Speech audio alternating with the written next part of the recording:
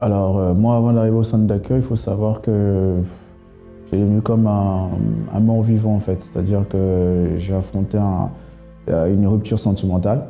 Il y avait un projet d'enfant, un projet de fonder une famille. Et du jour au lendemain, paf, tout s'est arrêté sans même que je sois vraiment au courant. La personne, elle a pris ses affaires, on vivait ensemble, on vivait en concubinage. Elle est partie sans rien me dire. Elle a pris ses bagages, elle est partie.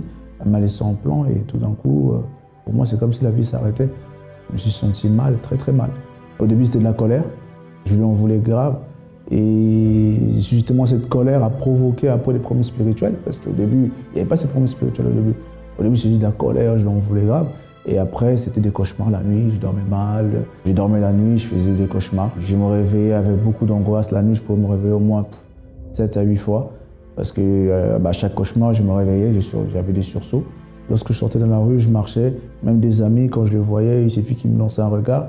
Pour moi, c'est comme s'il était au courant des cauchemars que je faisais pendant la nuit. Comme s'il était complice, en gros, ou qu'il participait plus ou moins de près ou de loin à ces catastrophes, quoi. Tout le monde, pour moi, devenait un ennemi, un danger, en fait, en quelque sorte. J'étais perturbé, quoi.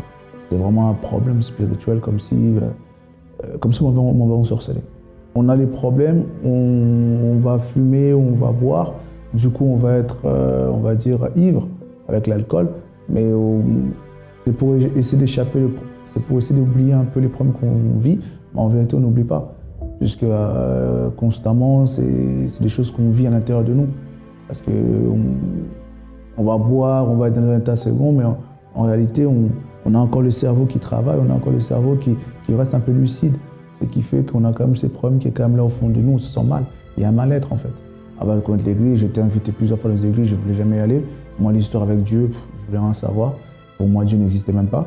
Mais lorsqu'il y a eu la rupture sentimentale, lorsque la personne avec qui j'étais m'a laissé, elle est partie. Donc pour moi, c'est comme si ma vie s'arrêtait là.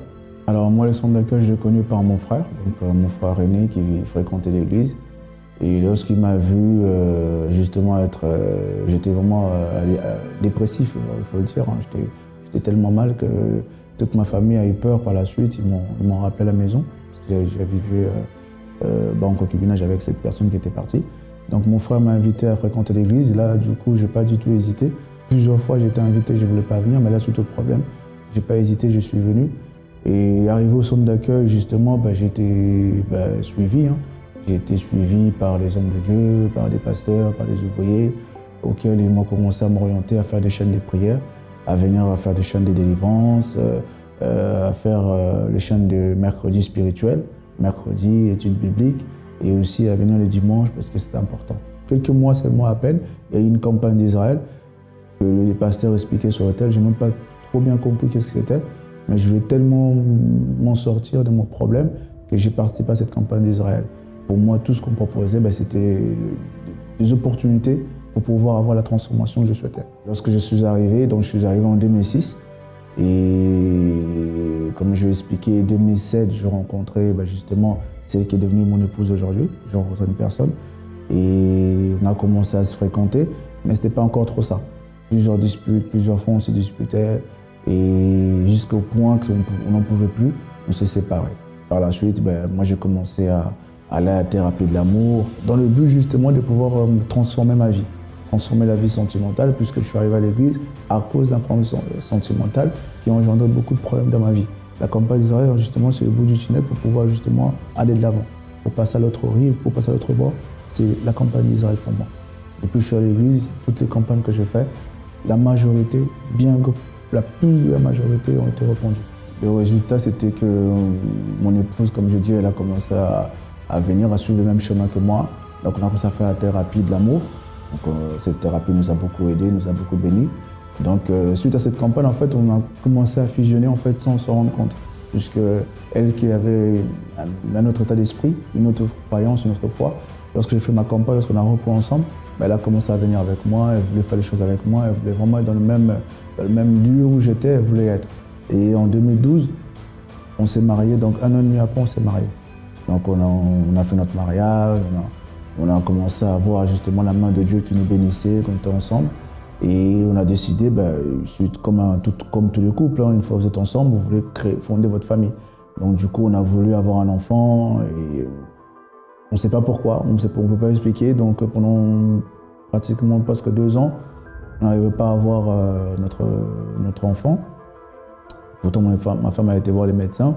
Ils ont rentré dans la normale, à part un ulcère, mais ce n'était pas quelque chose qui pouvait empêcher quoi que ce soit. Et on a décidé, moi et ma femme, de faire la campagne. On a dit on va faire la campagne d'Israël pour justement avoir notre enfant. On va mettre Dieu à l'épreuve. Comme plusieurs fois, on avait déjà eu l'expérience avec la campagne. On a fait, Dieu nous a répondu, nous a exaucé. Et là, on a notre petite fille qui vient d'arriver, elle s'appelle Josie. Elle a 1 mois et quelques semaines. Et Dieu fait, et puis on avance. Aujourd'hui, c'est un changement total, puisqu'aujourd'hui, je sers Dieu. Dieu m'a donné son esprit. Ça aussi suite à des propos des campagnes, suite à des propos de persévérance, de prière à l'échelle. Il y a vraiment une maîtrise intérieure de moi-même. Donc je ne suis plus comme avant, inquiet, perturbé, où je n'arrive même pas à gérer mes émotions.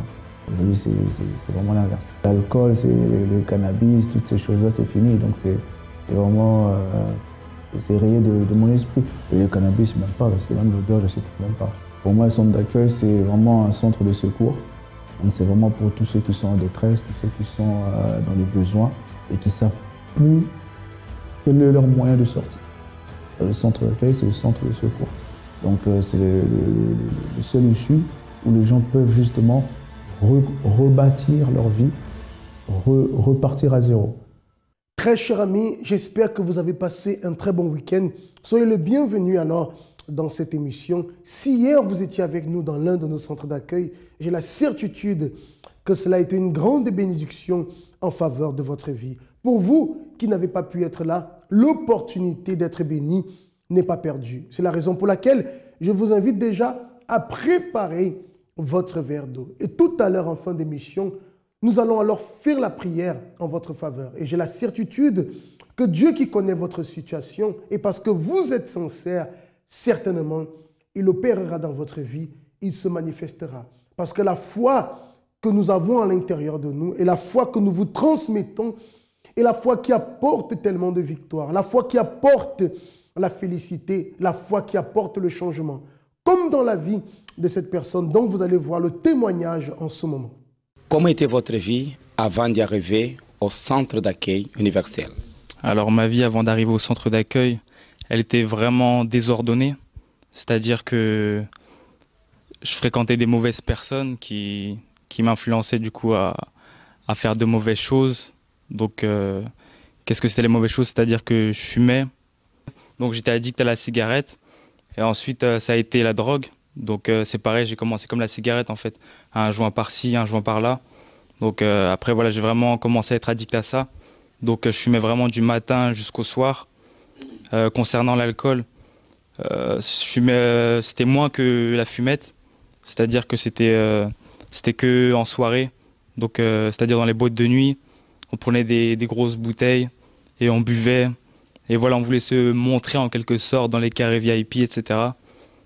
Et puis voilà, j'avais aussi de la haine aussi envers mon père parce que voilà, il nous a fait du mal. Après, il est parti en prison. C'est vraiment quand il est parti en prison que j'ai commencé du coup à devenir un délinquant entre guillemets, à faire un peu n'importe quoi. C'est-à-dire, j'allais voler aussi parce que j'avais vraiment des pensées négatives. En fait, je me disais, j'avais 18 ans, j'avais pas de travail. Je me disais qu'il n'y avait pas de travail. Je fréquentais des personnes qui me disaient qu'il n'y avait pas de travail. C'était la crise, etc.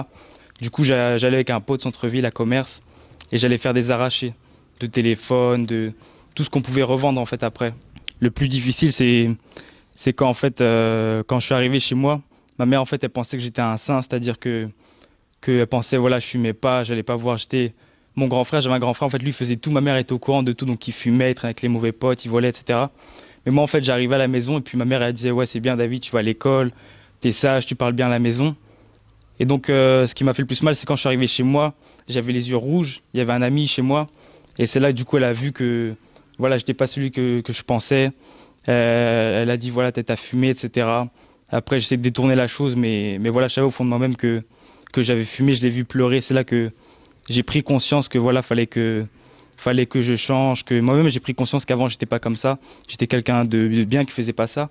Et après, j'étais une deuxième personne Et voilà, j'ai pris conscience de tout ça. Une fois que j'ai pris conscience en fait de tout ça, que la personne qui j'étais devenu, c'est-à-dire que je fumais, je voyais que ma vie elle avançait pas en fait. Je voulais arrêter, j'étais en terminale, je voulais même pas arrêter je voulais arrêter le bac, je voulais même plus entendre parler de l'école. Je me disais voilà, je traîne avec les mauvaises personnes, c'est la crise, il y a rien à faire. Et comment vous avez pris connaissance du centre d'accueil universel? Alors c'est justement ça en terminale, j'avais un ami Amine, donc il m'a parlé du centre d'accueil, tout ça. Il a vu justement quand je sortais avec lui, il me voyait fumer, il voyait que j'étais pas bien en fait, que je faisais n'importe quoi. Et voilà, il m'a proposé un jour, un dimanche, de venir. Alors ce que j'ai fait, c'est que j'ai vu justement des ouvriers qui sont passés par des situations comme moi, donc à travers la drogue, la délinquance, etc. Donc j'ai vu une opportunité à travers eux. Donc tout simplement, on m'a conseillé au centre d'accueil universel de venir faire des chaînes de prière, c'est-à-dire venir le lundi pour la vie financière, venir dimanche pour la relation avec Dieu, le mercredi aussi pour la relation avec Dieu, le vendredi pour la délivrance, pour enlever les vices, la cigarette, l'alcool, la drogue, les femmes, les boîtes de nuit, etc. Toutes les mauvaises choses en fait qui soi-disant je pensais que c'était bien. Et donc voilà, j'ai participé à ça. Et puis je me suis dit qu'en fait j'avais rien à perdre, donc voilà, j'avais pris ma décision d'arrêter. Et après les fréquentations petit à petit, après ça s'est éloigné parce qu'ils ont vu que j'étais plus la même personne. Ils me disaient David, t'as changé, pourquoi tu viens plus en boîte, pourquoi t'as arrêté de fumer, etc. Et donc petit à petit, les fréquentations aussi, ils sont partis dans leur coin, je suis parti dans mon coin. Et voilà, j'ai pu arrêter la drogue, l'alcool aussi, je touche plus une goutte d'alcool. Et je touche plus une goutte de cigarettes, de drogue. Et aussi, j'ai pu pardonner aussi à mon père que j'avais tellement de haine, que je me rappelle, je faisais de la boxe anglaise, que je voyais le sac de frappe, j'imaginais sa tête sur le sac de frappe, et je cognais ça vraiment. C'est pour vous montrer à quel point j'avais la haine envers lui. Et puis voilà, là maintenant, je vais chez lui, on parle, on discute, on mange ensemble, on rigole ensemble. Et voilà, je lui ai vraiment pardonné aussi pour le mal qu'il nous avait fait. J'ai plus besoin de fumer, de boire, etc., de boire de l'alcool, de voir des femmes, etc., à droite à gauche. J'ai simplement la présence de Dieu me suffit, son amour. Et voilà, j'ai plus besoin de tout ce que je faisais avant, tout ça. Je me suis rendu compte qu'en fait, j'ai pris conscience que ça servait à rien et que sans la présence de Dieu, en fait, c'est la souffrance, tout simplement, c'est la souffrance. On fait n'importe quoi, on ne sait pas où on va. Et puis voilà, du coup, une fois que j'ai pu venir au centre d'accueil, j'ai pu du coup avoir mon bac, tout ça, donc je suis content. Là, j'ai pu rentrer à l'université aussi. J'ai changé ma façon de penser, ça m'a changé ma façon de penser. Je pense plus que c'est la crise, qu'il n'y a pas de travail, que je dois vendre du shit ou je sais pas quoi pour gagner de l'argent, malgré les luttes, les tensions qu'il y a pu avoir avec ma famille, tout ça, mes frères, etc. J'attribue tout ça au Seigneur Jésus et à toutes les chaînes de prière que j'ai pu faire, etc. Et ça va continuer du coup à changer. Merci David pour votre témoignage de vie et que vous continuez à développer cette foi intelligente afin d'apporter aussi, à travers votre expérience de vie, l'opportunité à d'autres personnes qui sont dans la souffrance actuellement. Ce mal-être était dû à une enfance, un passé très très difficile. J'ai subi beaucoup de violences, soit morale, physique, sexuelle. Ouais. Ça a mis comme sentiment à l'intérieur de moi une très profonde haine, un profond mal-être. Comme je vous ai dit, je me détestais. Quand j'étais petit, j'avais des problèmes, j'avais du mal à m'endormir. Je faisais énormément de cauchemars. Mais ensuite, quand je suis devenu adolescent, peut-être vers l'âge de 15 ans, là, j'ai commencé à prendre beaucoup de médicaments en même temps. Voilà, pour dormir longtemps, voire ne jamais me réveiller. C'était ça le truc, tellement j'étais mal. Au fait, je pense que c'était aussi des appels au secours pour voir ma détresse. Ça va marcher. Ça va marcher. Et sinon, ouais, quand je suis devenu plus grand, ado, ouais, j'avais beaucoup d'insomnie, énormément d'insomnie. Oui, je fumais. J'ai touché pour la première fois une cigarette à l'âge de 8 ans. Mais ensuite, j'ai commencé vraiment à fumer comme ça avec les copains à l'âge de 12 ans. C'est-à-dire peut-être un paquet qui faisait le mois. Mais ensuite, à la suite de ça, j'ai commencé vraiment à être vicié dans la cigarette à l'âge de 15 ans, quand on passe au lycée, au fait, vacances de troisième. Oui, j'ai fumé, un paquet un jour et demi. C'est-à-dire 20 cigarettes, un jour et demi. En gros, 15 cigarettes par jour.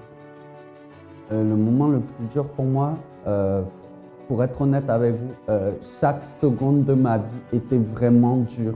Bien sûr, il y avait des moments où je souriais comme un enfant, mais en fait, j'ai pas eu d'enfance ni d'adolescence. J'ai eu à affronter des choses d'adultes très, très jeunes, en fait, sans même avoir les armes. Même pendant mon adolescence ou même étant jeune adulte, je me sentais en décalage, au fait, que j'avais grandi auparavant. Ben, c'est comme si c'était une régression. En fait, après une énième tentative, parce que j'en ai fait beaucoup et notamment j'ai fait un léger coma à la suite, je prenais des médicaments très très forts en fait. Et en fait, pendant que j'étais en train de prendre mes médicaments, tout noir dans ma chambre, ça, vraiment, j'étais en train de prendre mes médicaments, mon alcool, et j'ai dit comme ça, non, j'en peux plus là. Vraiment, j'en pouvais plus. Et du coup, ça me dépassait quoi. Et du coup, j'ai dit, bon ben là, c'est soit je meurs, mais je meurs vraiment, soit c'est pour une vie meilleure si je reste en vie. Parce que non, je n'accepte plus. C'est bon, je suis arrivé à un point de vraiment, je ne peux plus continuer à vivre. Et là, en fait, quelques jours après, même pas une semaine, j'ai rencontré un jeune de l'église au fait. Comme ça, bon, voilà, et il m'a invité.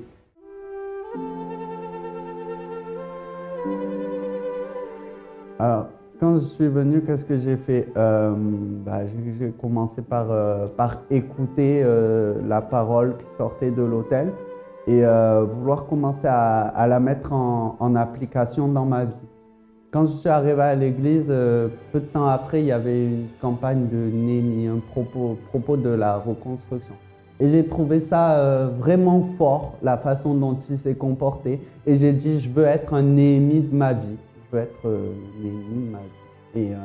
Et donc, j'ai commencé à vraiment y croire que moi aussi, ça pouvait m'arriver. Aussi quand j'entendais les témoignages, que ce soit à la radio ou que j'ai lu dans le Semeur.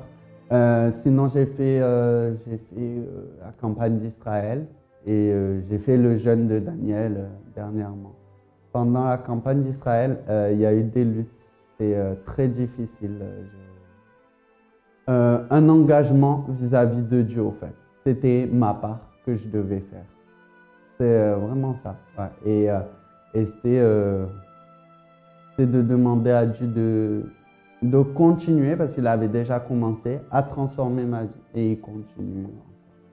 Aujourd'hui, ma vie est reconstruite.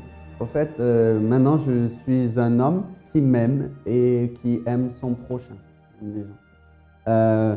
Je n'ai plus du tout de pensée suicidaire, plus du tout. Je n'ai plus d'insomnie. En fait, je suis heureux de vivre, en fait. J'ai la joie de vivre. Quand il m'arrive un problème, je confie ça à Dieu et puis je sais que Dieu agit. Voilà. Concernant les vices à cigarette, j'ai complètement tout arrêté quoi en fait. Comment j'envisage la vie? Je peux dire, je veux être un homme de Dieu, marié avec une femme de Dieu et avoir des enfants de Dieu. Et voilà, prospérer, parce qu'on m'apprend ça aussi au centre d'accueil, comment mettre les choses en place, comment croire en soi, la persévérance, des choses comme ça. Les ingrédients de la réussite, au fait, j'ai envie. Très cher ami, ici, vous allez recevoir des conseils qui vont faire la différence. Certainement, beaucoup de conseils, vous avez déjà reçus. Beaucoup d'aides, vous avez déjà reçu, ou peut-être même pas. Mais les conseils que vous allez recevoir, véritablement, vont apporter un changement dans votre vie. Je ne suis pas en train de dire cela comme pour vous flatter pour que vous puissiez venir, non, mais c'est une réalité. Le témoignage de David que vous venez de voir est tout simplement la concrétisation de cela. Vous voyez que ce sont des conseils. Il a reçu des conseils. Ce n'est pas nous en tant qu'êtres humains ou le centre d'accueil en tant qu'institution qui va changer votre vie. Mais les conseils de foi que vous allez recevoir et que vous allez pratiquer, certainement, il est impossible que ça ne marche pas. Les témoignages sont la preuve. Comme David aussi, M. Denis a pu mettre en pratique ces conseils de foi qui ont pu apporter un véritable changement dans sa vie. Regardez son témoignage. Les problèmes que j'ai rencontrés avec mon ex-femme, les mères de mes enfants, elle vient avec des hommes, quelqu'un dans ma propre maison. J'ai pris ma valise, on s'est séparés et je suis remarié. Dans les années, j'avais plein de problèmes. Et avec ça, elle prenait toujours mon argent. Et on m'a dit, oui, il faut que tu payes passoire alimentaire. Je suis venu ici en France, je n'ai jamais chômé. Donc, j'ai gagné un peu, mais ça coupait un peu. Ça coupait la moitié de mon salaire à l'époque. Je ne pouvais pas régler, parce qu'il y avait des dettes qu'elle m'a laissées. Il fallait qu'une assistance sociale m'aide à pouvoir s'en sortir. Tout le temps, les enfants venaient me voir, papa, sois fort. J'ai dit, oui, je vais être fort. En 2005, Côte d'Ivoire, j'ai construit une maison dans ma famille. Du retour, quand j'ai fini, je suis rentré ici en France et je suis tombé malade. Et cette maladie, les docteurs disent qu'ils ne connaissent pas. On m'a fait scanner partout. On ne sait pas quelle maladie que j'ai.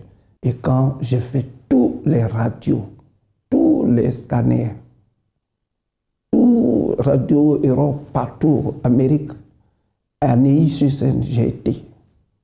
Ils n'ont rien trouvé. Mais quand je reviens comme ça le soir, mes deux jambes, je ne peux pas me dormir sur mon lit. Je marchais avec des béquilles.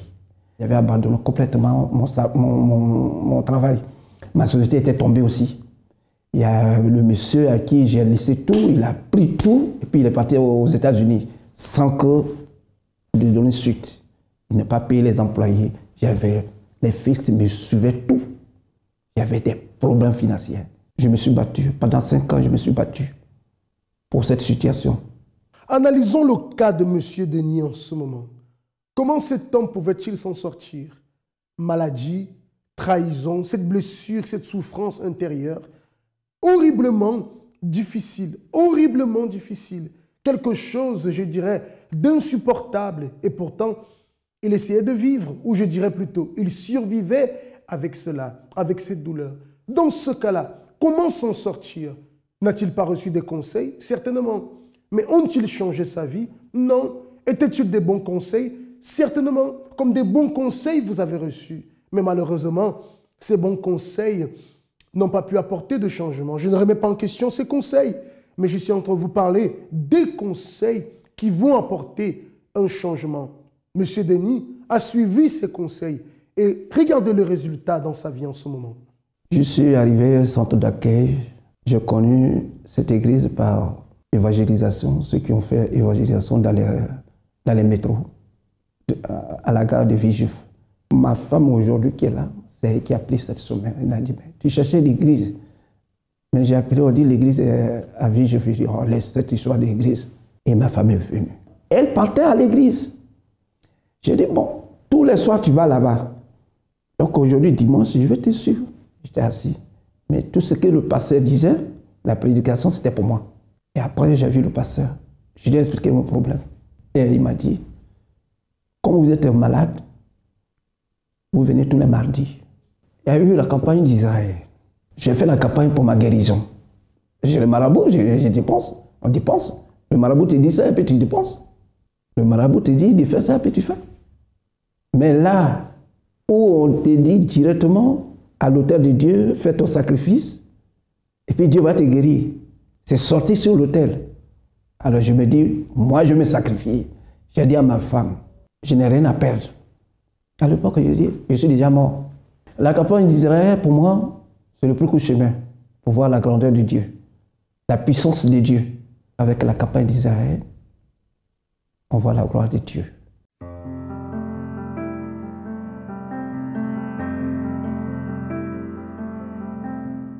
Les résultats, Dieu m'a béni.